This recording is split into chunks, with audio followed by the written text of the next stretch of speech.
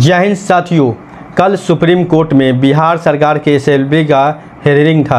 Hearing में जो बिहार सरकार के वकील थे उनके द्वारा एसएलपी को वापस ले लिया गया, विड्रॉ कर दिया गया कुछ कारणों से। आपको बता दें, कल जो हियरिंग हुआ वो आप सभी लोग जानते होंगे और सभी लोगों को जानकारी भी हो गया होगा कि डीएलएड को पक्ष में जो है फैसला आया। बीएड छात्रों को कोई भी राहत एसएलपी के माध्यम से नहीं दिया गया। लेकिन एक जो सवाल है उसमें, क्या बिहार सरकार दोबारा एसएलपी दायर करेगा?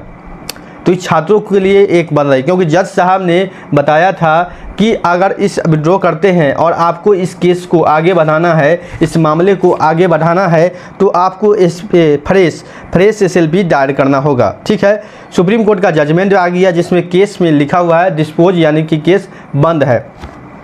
अगर बिहार सरकार फिर से बीएड के पक्ष में एसएलपी दायर करती है या नहीं करती है, देखिए अभी बिहार सरकार के पक्ष में है और बिहार सरकार क्या एसएलपी दायर करेगी दोबारा, तो आपको बता दें बिहार सरकार एसएलपी दायर करने का जो चांस है बहुत कम है। दोबारा जो है बिहार सरकार एसएलपी दायर नहीं करेगी, क्योंकि ऐसा करने से इस बहाली प्रक्रिया में लेट होगा, डिले होगा। अगर बिहार सरकार दोबारा एसएलपी दायर करती है बीएड छात्रों को शामिल करने के लिए, इस प्रक्रिया में काफ़ी ज़्यादा लेट हो सकता है और इस बहाली प्रक्रिया को जल्द ख़त्म करना है, क्योंकि लोकसभा चुनाव है, लोकसभा इलेक्शन है। आप सभी लोग जानते हैं कि दिसंबर के बाद कभी भी लोकसभा का जो है आचार संहिता लग सकता है और उस पर इलेक्शन का काम शुरू हो सकता है, क्योंकि मार्च में वोटिंग है लोकसभा का। तो उसको लेकर और बीपीएससी जो फेज़ 2 होने वाला है उसको लेकर भी तैयारी अंतिम स्तर पर है, यानी कि बीपीएससी फेज़ 2 का भी नोटिफिकेशन आपको जारी करने के पक्ष में है, बीपीएससी को कहा भी गया है। आपको बता दें कि रिजल्ट में लेट क्यों लग रहा है, तो रिजल्ट में लेट लगने का कारण है सरकार के ऊपर दबाव। सरकार जो है बीपीएससी के ऊपर दबाव दे रही है कि अभी रिजल्ट को रोकने के लिए। बीपीएससी तो कब से चाह रही है कि रिजल्ट को प्रकाशित करके इस मामला को ख़त्म किया जाए। और रिजल्ट जैसे ही आपने सुना भी होगा कि बीएड छात्रों का रिजल्ट पर रोक बीपीएससी ने लगाया था, यानी कि कहा था कि हम बीएड छात्रों का रिजल्ट अभी नहीं देंगे जब तक कि सुप्रीम कोर्ट का कोई स्पष्ट मामला नहीं है।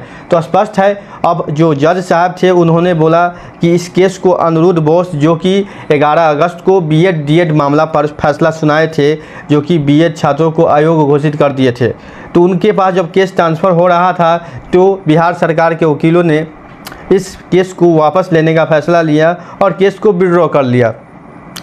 तो क्या वकील साहब ने अपने मन से इस केस को विड्रॉ कर लिया? नहीं, पूरा जो गाइडलाइन दिया जाता है पहले ही से वकील को दिया गया था, क्योंकि 3 वकील जो सचिवालय स्तर से थे और 3 जो है आपको 6 वकील थे, 3 जो है बीपीएससी का पक्ष रखने के लिए थे, बीपीएससी के मामला के लिए। बिहार सरकार ने 6 वकीलों को खड़ा किया था और 1 वकील जो है बीएड छात्रों के द्वारा भी रखा गया था।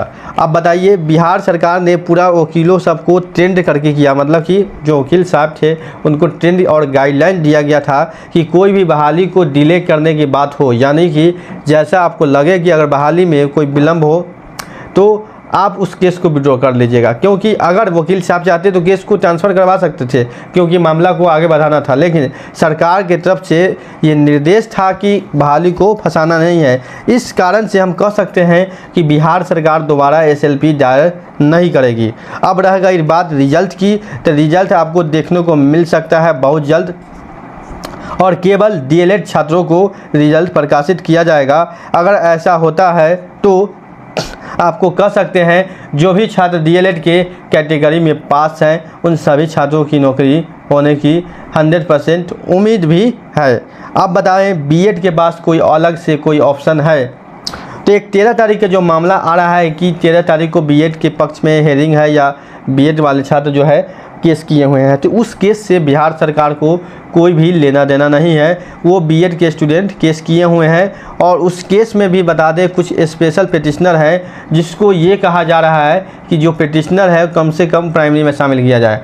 पूरा हॉल बॉडी यानी पूरा हॉल बीएड को नहीं, सिर्फ जो पिटिशनर है उनको बीएड में प्राइमरी में शामिल किया जाए। इन बात को लेकर एक नोटिस है, ये मैं अपने मन से नहीं बोल रहा हूँ, जो लेटर है जो पिटिशन किया गया है वो पिटिशनर में साफ लिखा गया है। फिर देख लीजिए 13 तारीख में तो मात्र 3 दिन बचा हुआ है, उस मामला को भी आप देख सकते हैं।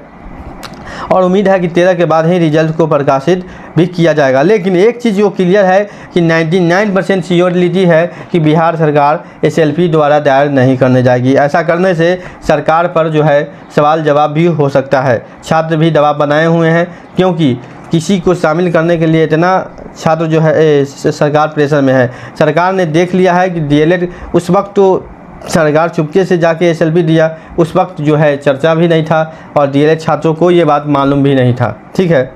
लेकिन अब DLED छात्रों की तरफ से सरकार पर दबाव भी बन रहा है, ठीक है। तो आपको बता दें नेक्स्ट फेज़ की बहाली है, उस बहाली में भी BED को मौका मिलेगा।